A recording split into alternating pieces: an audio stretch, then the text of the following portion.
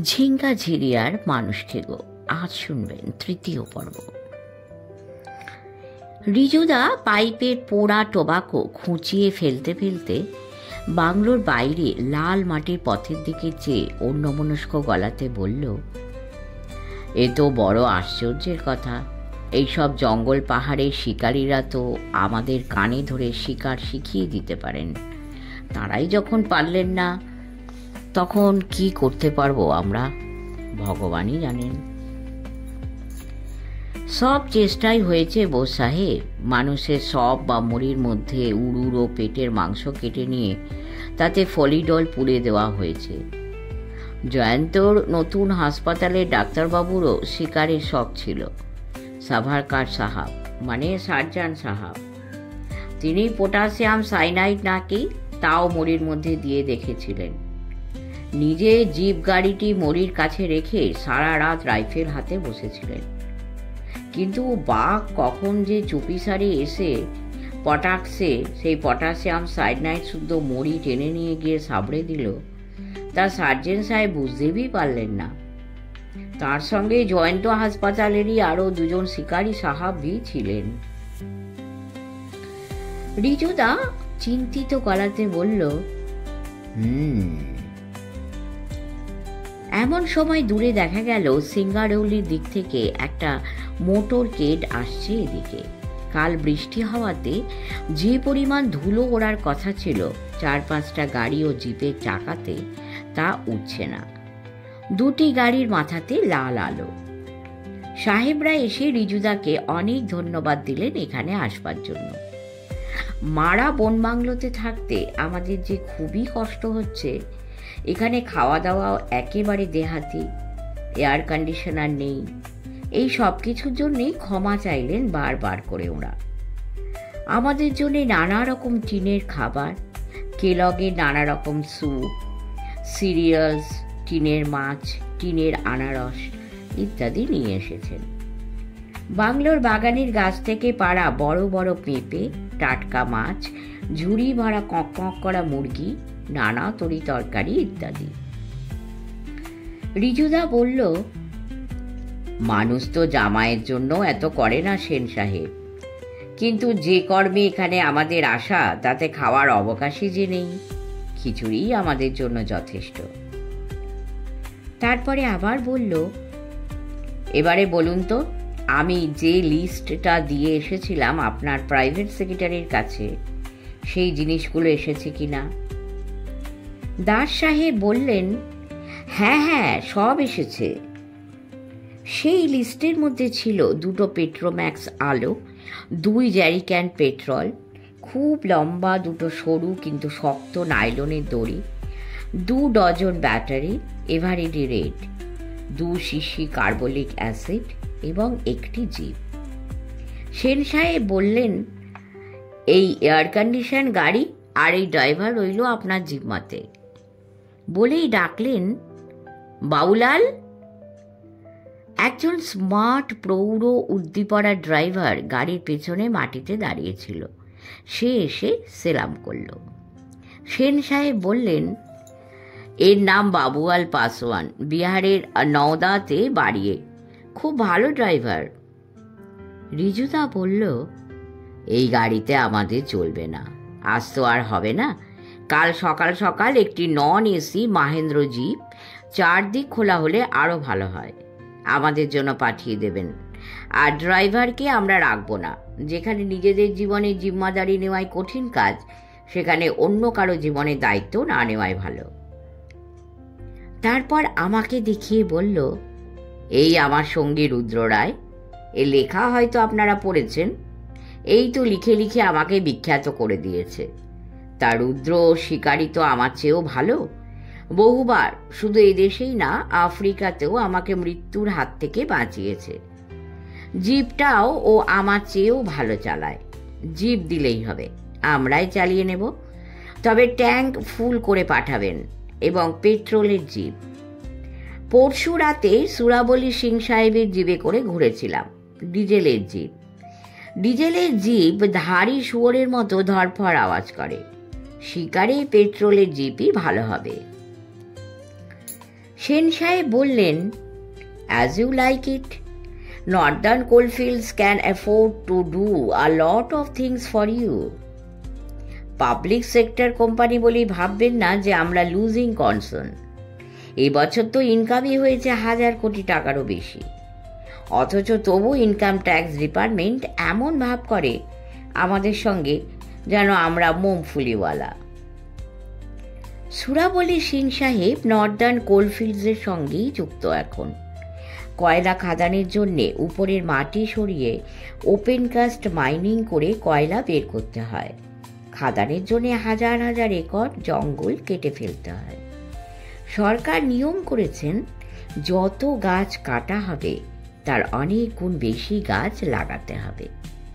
এই বন সৃজনের ব্যাপারে সঠিক পরামর্শ যাতে পান নর্দার্ন কোলফিল্ডস, সেজন্য বন বিভাগ একজন রেঞ্জারকে খাদানেই পোস্টিং করে দিয়েছেন। অবশ্য উপরওয়ালারাও দেখভাল করেন।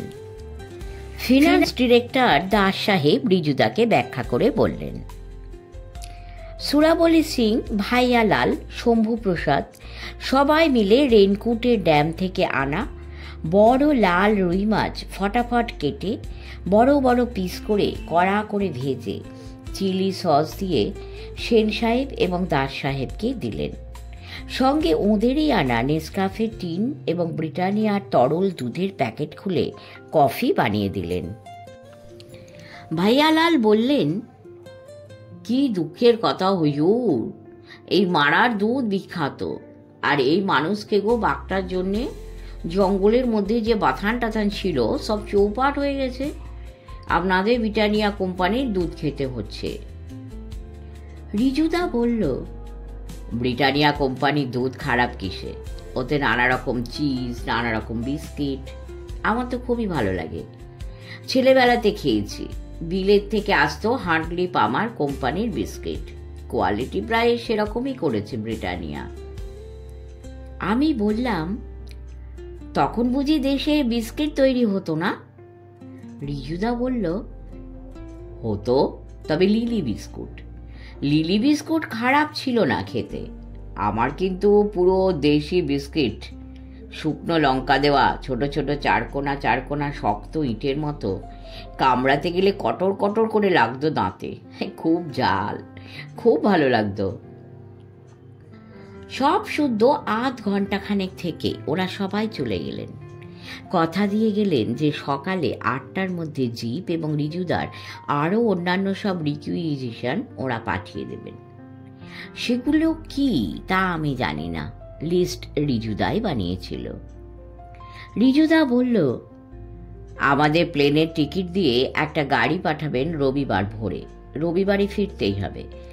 এ কদিনের মধ্যে কি পারবো বাঘের মোকাবিলা করতে? সিঙ্গারৌলি গেস্ট হাউসে লাঞ্চ করে যাবেন তো ফেরার সময়? সেন সাহেব বললেন, প্লিজ ওসব ঝামেলা একদম করবেন না, আমরা সোজা এখান থেকে বেরিয়ে যাব। রিজুদা বলল, যা বলেন। এয়ার কন্ডিশন টাটা সাফারি পাঠিয়ে দেবো আপনাদের জন্যে, যাতে কষ্ট না হয়। Wish you all the luck mister Bose. Sen সাহেব বললেন। দাস সাহেব বললেন, গুড হান্টিং। রিজুদা ও আমি ওদের গাড়ি অবধি এগিয়ে দিলাম, ওদের সঙ্গে হ্যান্ডশেক করলাম, বললাম, থ্যাংক ইউ ভেরি মাচ। ওরা সকলে চলে গেলে রিজুদা সুরাবলি সিংকে জিজ্ঞেস করল, হুজরু পাহাড়টা এখান থেকে কত দূরে? আমি ঠিক বলতে পারবো না, আপনি বরং ভাইয়ালালকে শুধুন। সাহেবরা চলে যাবার পরে ভাইয়ালাল এবং শম্ভু প্রসাদ একটু জম্পেস করে চা খাচ্ছিল বাবুর্চি খানাতে গিয়ে। সুরাবলি সিং সাহেব তাদের চেঁচিয়ে ডাকলেন, বললেন, यहाँ का खाने पीने के लिए आया है आप लोगों ने? রিজুদা ওদের মুখ রক্ষা করার জন্য বলল, বেগার খানা আদমি জিয়ে জিয়েগা कैसे? अजीब बातें करते हैं आप सिंह साहेब। ভাইয়া লাল ও শম্ভু প্রসাদ এসে বারান্দাতে দাঁড়ালে রিজুদা শুধল, হুজরু পাহাড় এখান থেকে কত দূরে? আর এমন কাউকে আমাদের সামনে হাজির করতে পারেন কি, যে সেদিন হুজরু পাহাড়ে ছুলুয়ার সময় সেখানে ছিল এবং যে ওই ভুলভুলাইয়া গুহাটা আমাদের দেখিয়ে দিতে পারবে? ভাইয়ালাল একটু ভেবে বললেন, যে চুলুয়াউলাকে সেদিন বাগে ধরে নিয়ে গেছিল গুহার পিছন দিক থেকে, তার ছেলে সম্ভবত একটু পরেই হাটে আসবে বিক্রি সামগ্রী সব নিয়ে। এলেই ওকে ধরব। ও ছিল সেদিন চুলুয়াতে। শম্ভুপ্রসাদ বললেন, কি বিক্রি করতে আসবে ও? ওরা রাইসওয়ার, ওদের ধরকারও বলে। কি জীবিকা ওদের? চাষবাস করে? তাও করে না যে তা নয়, তবে ওরা খুবই গরিব। জমি জমা থাকেই না বলতে গেলে। বাঁশের টুকরি, ধামা ইত্যাদি বানিয়ে বিক্রি করে ওরা। রিজুদা বলল, ছেলেটার বয়স কত? এই 15 কি 16 হবে। খুবই সাহসী ছেলে। ওর নাম প্রেমলাল। হাটে কটা জিনিস বিক্রি করবে ও? মানে কত টাকার? মানে রোজগার ওর কত হবে? এ কত টাকার? আর এখন তো জিঙ্গা জিরার মানুষকে কোর জন্য হাট লাগেও দেরি করে উঠেও যায় তাড়াতাড়ি। লোকজনও খুব কমই আসে। এই তাই 15 কি 20 টাকার বিক্রি হলেও অনেক বিক্রি হবে, মানবেন? রিজুদা বলল, ও হাটে এলেই ওকে ডেকে পাঠাবেন। ওকে নিয়ে হুজরু পাহাড়ে যাব। ও যেতে রাজি হবে? ভয় পাবে না তো? হে ভৈডোর ও ছেলে নেই। ও একাই ওর পিতৃহুন্তা বাঘকে মারার জন্যে বিষের তীর আর ধনুক নিয়ে বাঘে চলাচলের পথে উজলা রাতে গাছে বসে থাকে। কোন দিন যে ওর বাবারই মতো বাঘের পেটে যাবে তা শঙ্কর ভগবানই জানেন। তাই? বাহ, তাহলে আমরা এখানে আসা মাত্রই ওই ছেলের সঙ্গে আমাদের আলাপ করিয়ে দেননি কেন? যখন এই তল্লাটের সব মেয়ে মরদের হাত পা বাঘের ভয়ে পেটে সেঁধিয়ে যাচ্ছে, তখন অতটুকু ছেলের এমন সাহস তো অবশ্যই প্রশংসার।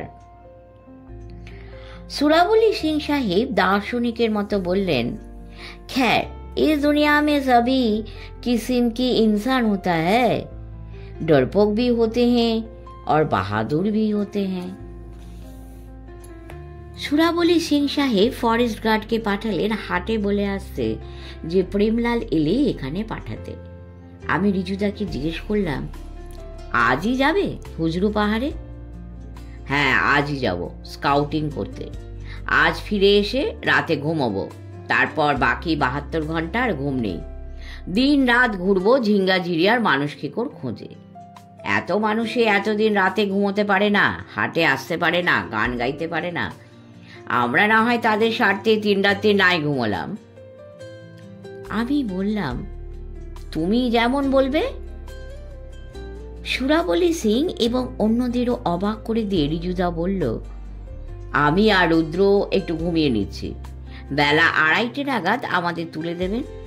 মাছের ঝোল ভাত খেয়েই আমরা বেরিয়ে পড়ব। প্রেমলালকে বলবেন যে আমরা যে কদিন এখানে আছি ও আমাদের সঙ্গেই থাকবে। মজুরি হিসেবে ওকে দিনে 100 টাকা করে দেব, আর খাবে দাবে সবই আমাদের সঙ্গে। সিং সাহেব বললেন, ও যে ছোট জাত বাবু। রিজুদা বলল, আমি তো শখ করে বসলি কি, আসলে আমি মুসলমান। আমার আসল নাম বাহারুদ্দিন বসির। সিং সাহেব এমন করে তাকালেন রিজুদার দিকে যেন সাংঘাতিক পাপ করেছে রিজুদা পরিচয় গোপন করে, কিন্তু কিছু বলতেও পারলেন না। নর্দার্ন কোলফিল্ডসের বড় সাহেবরা যখন ওকে এত খাতির করছেন, কি করেই বা বলেন। এখানে দুজনে 2টি ঘর জোটেনি আমাদের। বাঘের ভয়ে বাইরে কেউই শোয় না। নইলে এই মে মাসের শেষে সকলেই বারান্দায় বা উঠোনে চৌপাই লাগিয়েই শুতো হয়তো। এখন এত লোক সব গাদাগাদি করে একটা ঘরেই রাত কাটায়। জানলার শিক আবার কাঠের, তাই ভরসা করে জানলাও খুলতে পারে না, কারণ ইচ্ছে করলেই এক থাবড়াতে কাঠের শিক ভেঙে জানালা দিয়ে বাঘ ঘরে ঢুকে আসতে পারে। এই অসহ্য গরমে সব জানলা দরজা বন্ধ করে এতজন মানুষ কি করে যে রাত কাটাচ্ছে কে জানে। তার চেয়ে বাঘের হাতে মরাও ভালো ছিল। তবে কাল বৃষ্টিটা হওয়াতে আজ অনেক ঠান্ডা হয়েছে। ঘরে যেতে যেতে রিজুদা বলল, রেণু সাগরে রুই মাছের চেহারাটা দেখলি? আহা, যেন ব্রহ্মপুত্রের মহাশোল মাছ। এমন মাছের তেল ভাজা, মুড়িঘণ্ট আর দই মাছ গদাধরদা যা রাঁধতো না, এরা মাছ কাটতেই জানে না। তাছাড়া এমন করে রাঁধবে দেখবি মুখেই দেওয়া যাচ্ছে না। আমি বললাম, আহা, গদাধরদার কথা মনে করিয়ে দিও না, মাথা দিয়ে টকটা কেমন রাঁধতো বলো তো। রিজুদা বলল। তারপর ঘরের দরজা লাগানোর আগে সিং সাহেবকে বলল, বারান্দাতে গোলমাল একটু কম করতে বলবেন, আর টেবিলে খাবার লাগিয়ে ঠিক 2:30, না 2টোতেই আমাদের ডেকে দেবেন সিং সাহেব। Right sir. চান আমরা দুজনে সকালে এসেই করে নিয়েছিলাম। পায়জামা পাঞ্জাবি পরেই ছিলাম। শুতে না শুতেই রিজুদা নাক ডেকে ঘুমোতে লাগলো। বড় মানুষদের এই লক্ষণ, ইচ্ছে ঘুম এদের।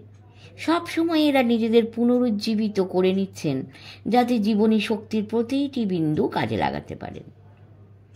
হঠাৎ নাক ডাকা থামিয়ে রিজুদা বলল, দুপুরে খাওয়ার পরে যখন বেরোবো তখন তুই তোর রাইফেলটা নিস না, গ্রিনার বন্দুকটা নিস, 32 ইঞ্চি ব্যারেলের, আর 2 ব্যারেলই এলজি রাখবি। আর আমি নেব .450-400 ডাবল ব্যারেল রাইফেলটা। দেখ, কপালে থাকলে আজই বাগবাবাজিকে তার সব হুমেই পটকে দিয়ে আসবো আমরা। একটা হেস্ত করতেই হবে, বুঝেছিস রুদ্র? এতগুলো গরিব, অসহায়, নিরপরাধ মানুষ আমাদের মুখ চেয়ে আছে। এই বাঘটাকে এই 72 ঘন্টার মধ্যেই আমাদের মারতে হবে। কাল রাতেই তো কম্ম ফতে হয়ে যেত রিজুদা, যদি না তোমার জন্য আমার প্রেম উঠলে উঠত। রিজুদা হেসে ফেলল। আমি বললাম, বাঘটা খুব লজ্জা পেয়েছে কিন্তু। কেন? তুমি যা জোরে বলেছিলে, ইডিয়েট।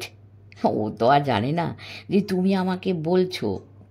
এই বাঘকে অনেক গালাগালি, অনেক গুলি, নৈবেদ্য অনেকেই দিয়েছে আজ অবধি, কিন্তু ইডিয়েট বলে গাল পারেনি এর আগে নিশ্চয়ই কেউ। তার উপর আবার ইংরেজি শব্দ। বাঘ তো আর ইংলিশ মিডিয়াম স্কুলের ছাত্র নয় যে ইডিয়েট শব্দের মানে বুঝবে। অনেক হয়েছে, এবার ঘুমিয়ে নে তো একটু। রিজুদা কথাকটি বলেই নাক ডাকতে লাগলো। ফরাসি দেশে জগৎ বিখ্যাত পরমবীর নৃপতি নেপোলিয়ন বোনাপার্টে যেমন ঘোড়ার পিঠে যেতে যেতে ঘুমিয়ে পড়তেন, ভাবছিলাম বড় বড় মানুষদের মধ্যে কত মিল। সত্যি, যখনই ইচ্ছে হবে তখনই একটু ঘুমিয়ে নিতে পারা, ট্রামে, বাসে, গাড়িতে, প্লেনে এবং ঘোড়ার পিঠেও।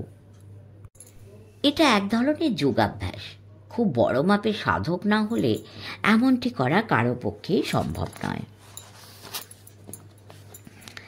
ঠিক 2টোর সময়ে ওরা আমাদের দরজা ধাক্কা দিয়ে তুলে দিয়েছিলেন। খাবারও তৈরি ছিল। খাবার তো নয়, যেন ফাঁসির আসামির খাওয়া। এত রকম পদ রাক্ষসের পক্ষেও খাওয়া সম্ভব নয়, তাও যদি বা মনোমতো রান্না হতো। তাছাড়া তখন খাওয়ার দিকে মন ছিল না আমাদের আদৌ। বারান্দায় সেই রাইসওয়ার ছেলেটি, যার বাবাকে হুজরু পাহাড়ে বাঘ ধরে নিয়ে গিয়েছিল এবং যার নাম প্রেমলাল, দাঁড়িয়েছিল। চেহারা তো নয়, যেন কেষ্ট ঠাকুরটি। প্রথম দর্শনেই তাকে আমাদের খুব ভালো লেগে গেল। সে খেয়ে এসেছে বলা সত্ত্বেও রিজুদা তাকে জোর করে সঙ্গে নিয়ে গিয়ে খাবার ঘরের টেবিলে আমার আর রিজুদার মধ্যে খেতে বসালো। তাতে ব্রাহ্মণ ও উচ্চবর্ণরা বেশ ক্ষুণ্ণ হলেন। এসব ব্যাপারে পশ্চিমবঙ্গ, বিশেষ করে দেশভাগের পরে, অনেকটা দায়ে ঠেকেও বিহার, ওড়িশা, উত্তরপ্রদেশ এসব আসামের চেয়ে অনেকই ভালো। মানুষের অধিকারে বঞ্চিত করেছ যারে, অপমানে হতে হবে তাহাদের সবার সমান। সত্যি, রবীন্দ্রনাথের এই ভবিষ্যৎবাণী বঙ্গভূমিতে সফল হয়েছে। অন্য অনেক রাজ্য ঠেকে শেখেনি বলেই হয়তো এখনও তাদের শিক্ষা সম্পূর্ণ হয়নি এ বাবদে। প্রেমলালকে একটা ভালো টাঙ্গি নিতে বলল রিজুদা।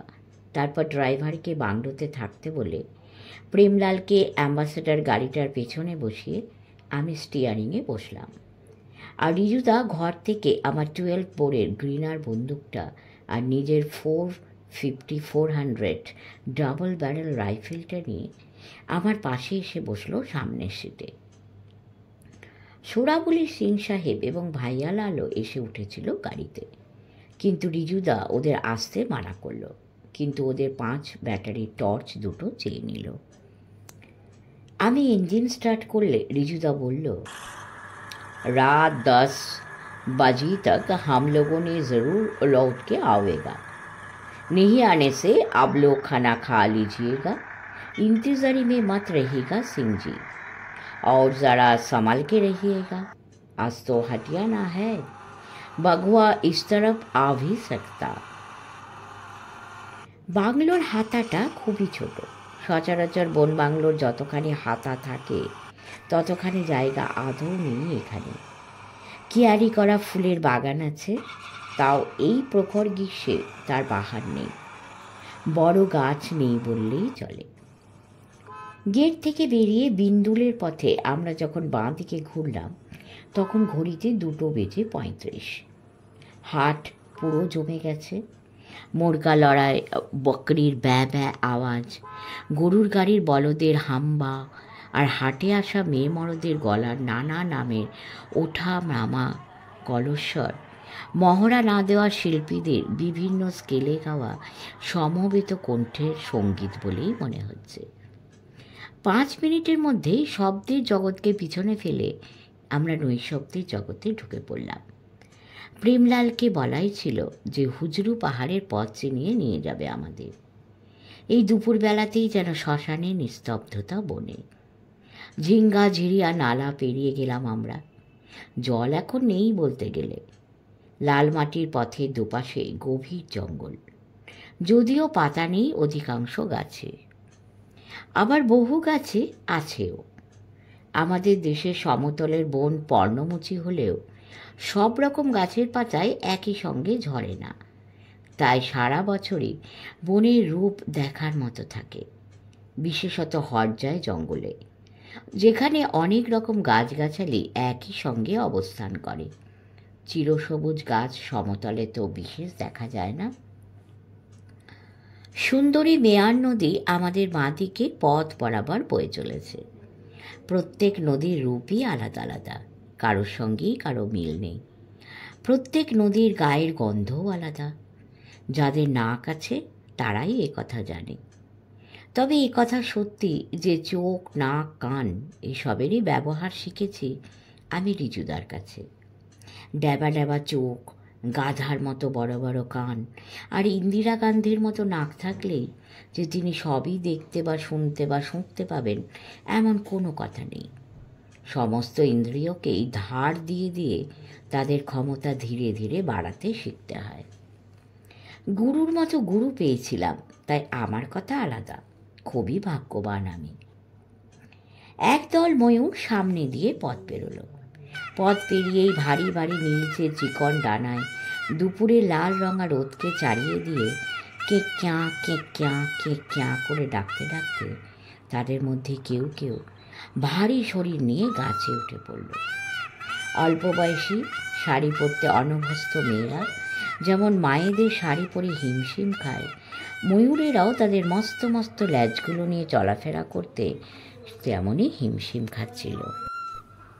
এই পথটা কোথায় গেছে প্রেমলাল? আমি শুধলাম, বিন্দুল। তারপরই ও ডান দিকে হাত তুলে দেখালো এবং বলল, ডান দিকে একটু ভিতরে গেলেই রাবণ মারা গুম্ফা। ছোট টিলার উপরে অতিকায় কালো পাথরে খোদাই করা। এখানে 16 ভুজা দুর্গা মায়ের মূর্তি আছে। প্রণাম করে যাবেন সাহেব, ঝিঙ্গে ঝিরি আর বাঘে ডেরাতে যাচ্ছেন। শেষ হলো 3য় পর্ব। অবশ্যই শুনবেন, লাইক করবেন, কমেন্ট করে বলবেন কেমন হচ্ছে। পরম করুণাময়ের কৃপায় সকলে ভালো থাকবে। নমস্কার।